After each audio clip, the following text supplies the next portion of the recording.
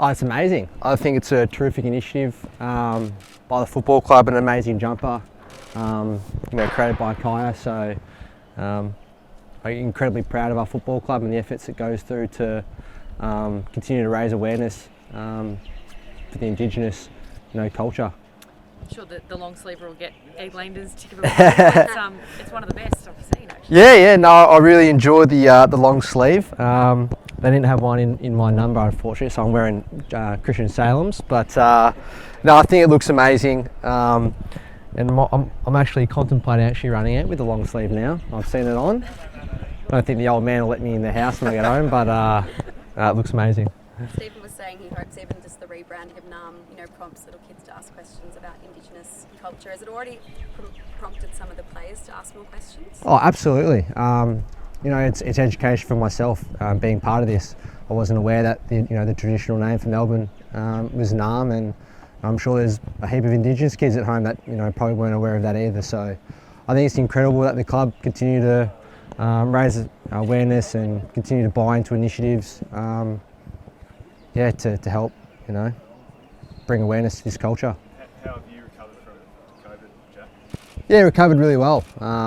Obviously not ideal preparation heading into the weekend's game, but tick the boxes and was able to get there and feel pretty good. So and be part of it.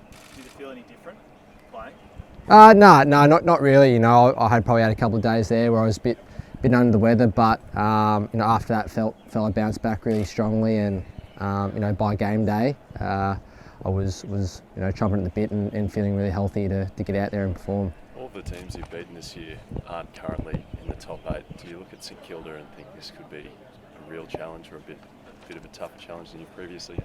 Yeah, absolutely. Obviously we've had a good start to the year and currently undefeated, but like you said, there's strong opposition out there, and we faced one of the better teams in the competition Sunday. So it's going to be another challenge, and looking forward to getting the coach back at some point this week, who's done a terrific job, and gearing up for a big game on Sunday. Stephen's warned us that there's still more to give from this team despite the incredible record, and I guess people always talk about the challenge is staying up and keeping everyone up. What do you do to sort of ensure that's the case? Yeah, well, I'm not sure. I'm sure teams are looking at us thinking that we're beatable at the moment.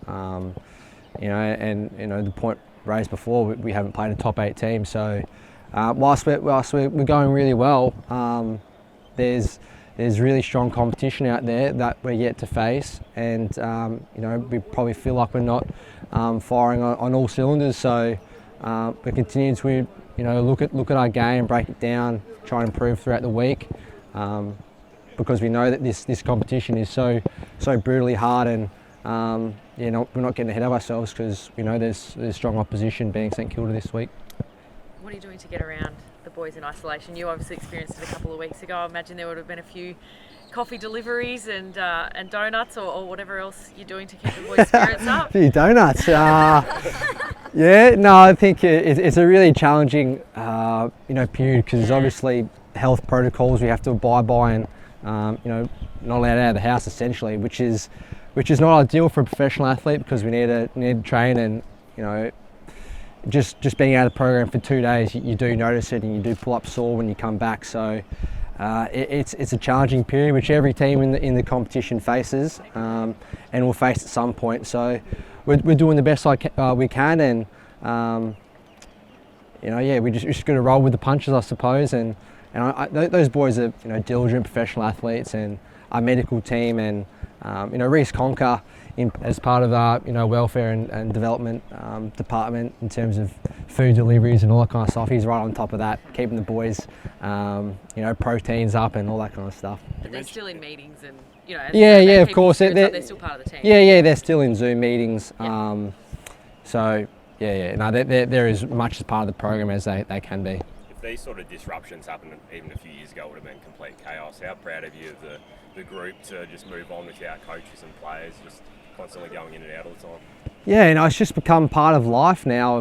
Businesses across the world probably facing or would be facing the exact same thing. So it's just part of living at the moment. We just got to adapt, do the best we can with this virus, and teams of such as West Coast have been hit really hard earlier in the year, and we're going through a bit of a rough patch at the moment with it. So we just deal with it the best we can and keep trying to move forward.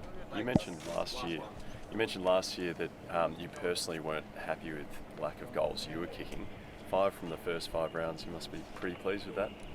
Yeah. No, it's always good to hit the scoreboard, and I can't ever remember saying that I was displeased with the amount of goals I kicked last year, but certainly being able to hit the scoreboard, help the team out, put some points up there is great, and we'll continue to try and do that.